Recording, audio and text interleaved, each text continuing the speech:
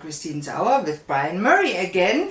Hi Brian. Morning, how are you? Good morning, and today is day 2 of your water fast. Day 2. And just for everybody that hasn't seen the first version, I want to throw in that Brian will try to do a 40-day water fast, which I do not recommend for most people. You have to know what you're doing, you have to take certain supplements, and you have to be willing to stop it if you get side effects.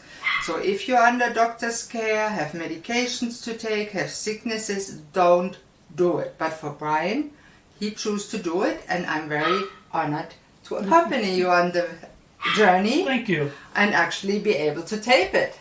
Thank you. So today's day 2. Yesterday, Day 2. all day, you didn't eat nothing solid, just had water. Exactly. How are you feeling? Not too bad. I woke up yesterday morning and I was fine, and then I got a bit of a headache. A bit of a headache seems to come with this. Don't really know the reason for it. You might have Could be a salt deficiency, like mineral salts are often deficient even in water. Right. So that's an option, otherwise it can be just the withdrawal of all the junk. That could be quite true. Mm-hmm. But interesting thing, I was going to do my readings this morning, as I am going to be doing every morning, and I seen my ex-wife this morning, and that was a trigger for me.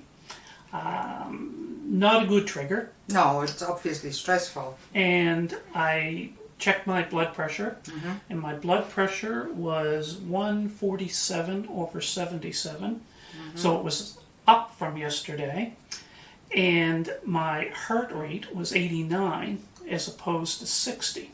So it went up. So it went up, and there's a lot of anticipation. You know, there's court dates coming up. There's all kinds of things going on. So I'm hoping that this fast will help me focus on another subject other than having to deal with this 24 hours a day, 7 days a week. Yeah. So that's part of the reason. But I didn't realize until I started taking these measurements after I had these stressors how much it actually does affect me. And this is part of major depression.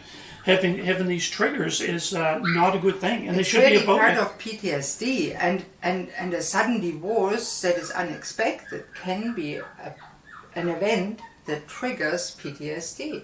And then add on the no place to live and no job. Exactly. That's a trauma in your life. Right. And that can cause post-traumatic stress disorder. Right.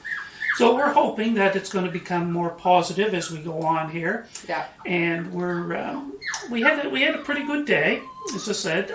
Last night it was interesting. I laid down about 9 o'clock in the night, and I slept for 3 hours. Unheard of for me. I never go to bed till usually 1 or 2 o'clock in the morning. Okay. And then I got up, and I was up for an hour and a half, and went back to sleep again. So I had a relatively good sleep, because I found over the different fasts I've done before, sometimes your sleep becomes hard to get good restful sleep. You almost have more energy. Yeah. So, That's interesting, but you are not yet in ketosis. no, And you can tell when you're in ketosis. You said to me before that you taste it. you can taste it. Some The people can't. acetone taste. The acetone taste. I can tell, and I didn't realize that that's what it was. I suspected it was after about 3 or 4 days. And then I started doing strips that you can use, and it was true. Once I got that taste, that I was into ketosis. Yeah, and it's known that you can smell it on the breath. If somebody's in ketosis, that's a nail polish smell. Right, That's acetone in nail polish. That's a ketone. right, yes. And the body really likes the hydroxy ketone better, the hydroxybutyrate, which is a ketone, and they make both.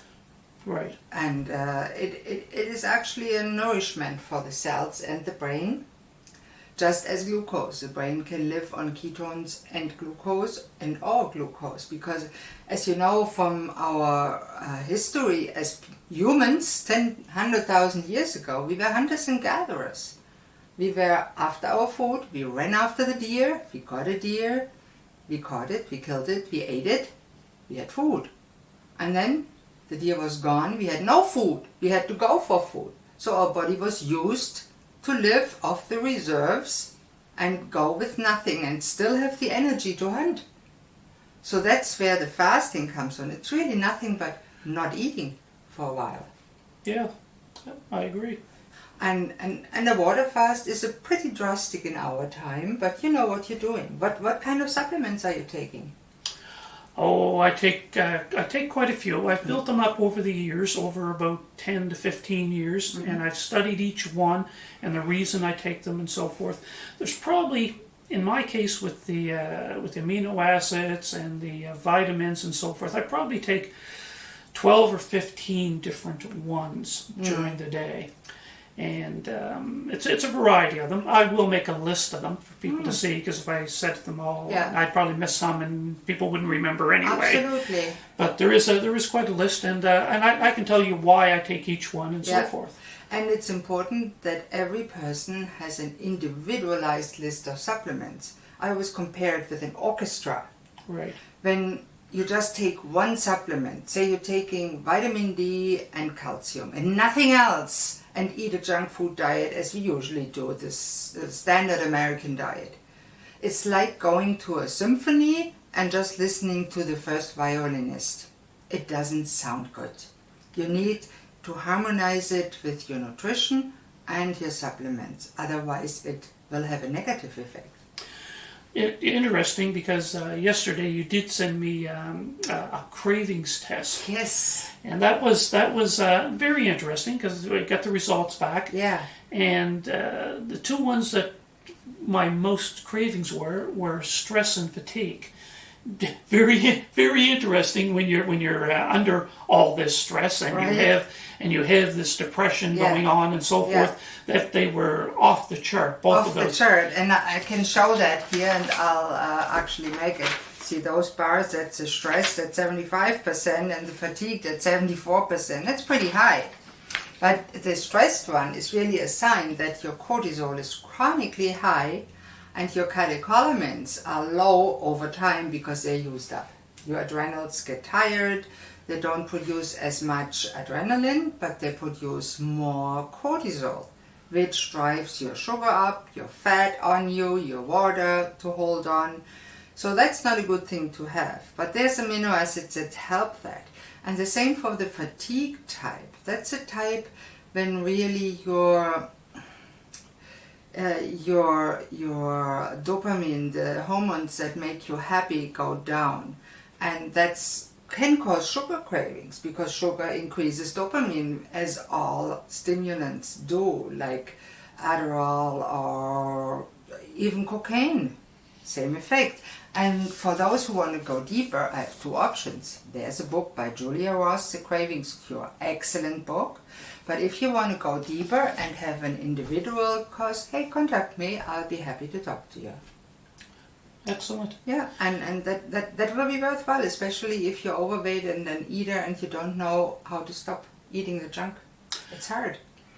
One of the measurements that I did this morning that I didn't mention was my blood sugar. Oh yeah, how was it? 5.1.